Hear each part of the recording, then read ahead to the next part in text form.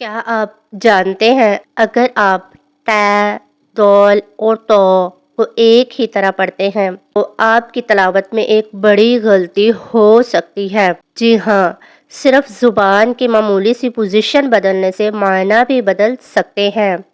آج ہم سیکھیں گے 3 ایسے حروف جو دیکھنے میں ملتے جلتے ہیں لیکن حقیقت میں ان کا فرق بہت گہرا ہے۔ السلام علیکم ورحمۃ اللہ وبرکاتہ۔ آج ہم سیکھیں گے حروف نطعیہ یعنی ت، دال، تو۔ یہ تینوں حروف زبان کے ایک خاص حصے سے ادا ہوتے ہیں اور اگر صحیح ادا نہ کیے جائے تو تجوید خراب ہو جاتی ہے۔ اب ہم ان تینوں حروف کو کھول کر بیان کرتے ہیں۔ اس سے پہلے کہ ہم اپنے طریقے سے سمجھیں، مدنی قاعدے میں حروف نطعیہ کے مخارج بیان کیے گئے ہیں۔ وہ کچھ اس طرح ہے کہ زبان کی نوک اور اوپر کے دانتوں کی جڑ سے ادا ہوتے ہیں۔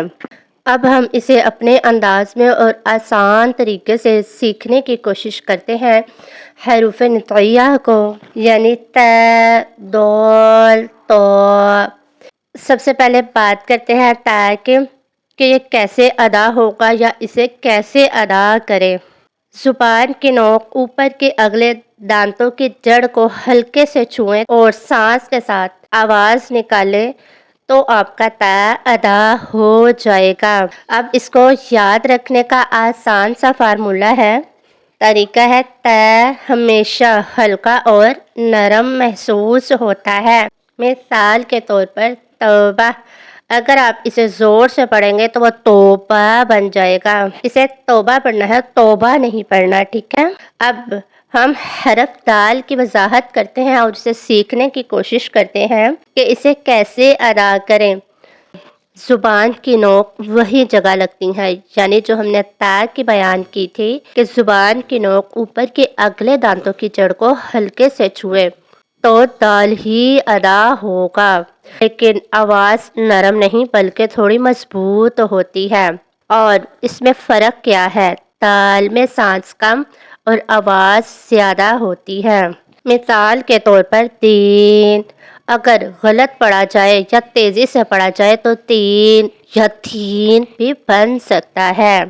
اس لیے حرف دال ادا کرتے وقت اپنا سانس کم اور آواز کو زیادہ رکھیں گے تو آپ کا دال ٹھیک سے ادا ہو جائے گا۔ اب بات کرتے ہیں حرف تو کی۔ یہ حرف سب سے خاص حرف ہے ت اور دال کی نسبت۔ تو زیادہ تر پڑھنے والے اسی حرف میں غلطی کرتے ہیں، یعنی تو میں۔ یہ کیسے ادا کریں؟ بالکل ت اور دال کی طرح ہی ادا ہوگا، اس کا بھی مخرج وہی ہے۔ زبان وہی جگہ لگتی ہے، یعنی زبان کی نوک اوپر کے اگلے دانتوں کی جڑ سے یہ ادا ہوتا ہے، لیکن پورے منہ میں وزن اور بھاری پن پیدا ہوتا ہے، جیسے تو۔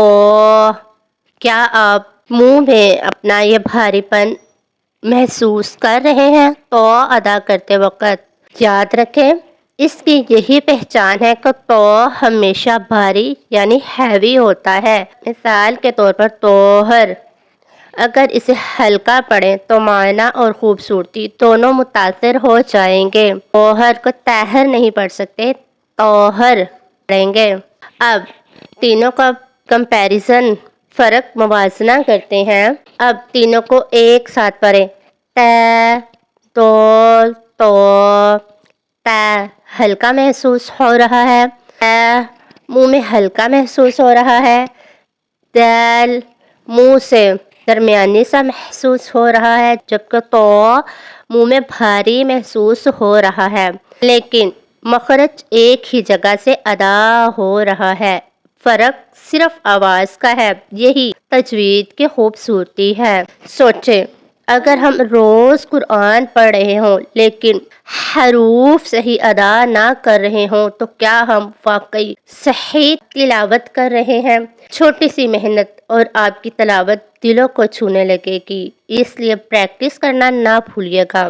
اگر آپ چاہتے ہیں کہ آپ کی تلاوت خوبصورت اور درست ہو تو اب بھی ان تینوں حروف کی پریکٹس کریں اور ایسی مزید آسان اور دلچسپ ویڈیو کے لیے ملتانی قرآن ایجوکیشن چینل کو سبسکرائب کرنا نہ بھولیے گا۔ یاد رکھیں، صحیح مخارج خوبصورت تلاوت کی پہچان ہے۔